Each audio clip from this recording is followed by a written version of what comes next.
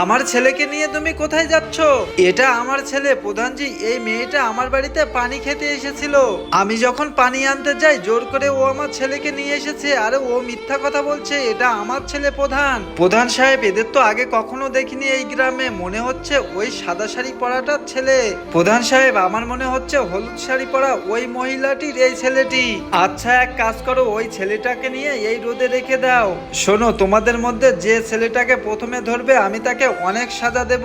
তোমরা কেউ এই ছেলেটার কাছে আসবে না, চুপ করে ওখানে দাঁড়িয়ে থাকবে। আমার ছেলেটার তো অনেক কষ্ট হচ্ছে প্রধান সাহেব। আমি আমার ছেলের কষ্ট এইভাবে দেখতে পাবো না। তুমি আমাকে যা সাজা দেবে দাও, কিন্তু আমার ছেলের কষ্ট আমি দেখতে পাবো না। দেখেছো প্রধান, বারণ করা সত্ত্বেও ছেলেটির কাছে গিয়েছে। ওটা আমার ছেলে। তুমি মিথ্যা বলছো। কোনো মাই তার সন্তানের কষ্ট দেখতে পায় না। ওই ছেলেটা ওই মহিলার, আর তোমাকে সাজা দেওয়া হবে। মাকে ভালোবাসলে লাইক শেয়ার সাবস্ক্রাইব করে মা লেখো।